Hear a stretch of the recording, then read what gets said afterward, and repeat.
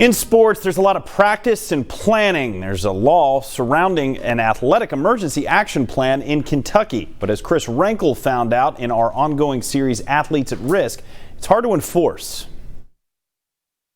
Take a look back in sports history.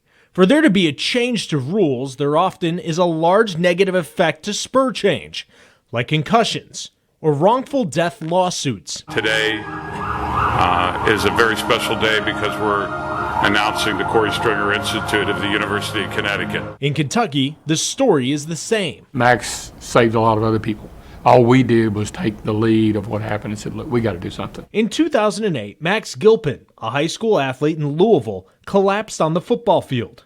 Following his death, KHSAA Commissioner Julian Tackett and Kentucky State Representative Joni Jenkins helped create a bill that requires practicing an athletic EAP. We practice fire drills and other things, so when that happens, there's no running back to look at the plan. In Kentucky, the law also requires schools to review their athletic EAP annually and submit written verification of its existence. That gives the responsibility to the principal of that school to make sure that it happens.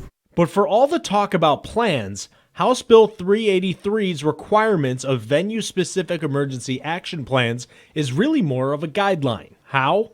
There is no enforcement. The law states that a plan needs to be made, practiced, and submitted.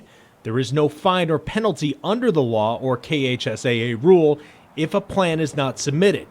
Schools no longer submit them annually for review to the KHSAA like the law states to meet compliance. We go out and visit our schools related to Title IX.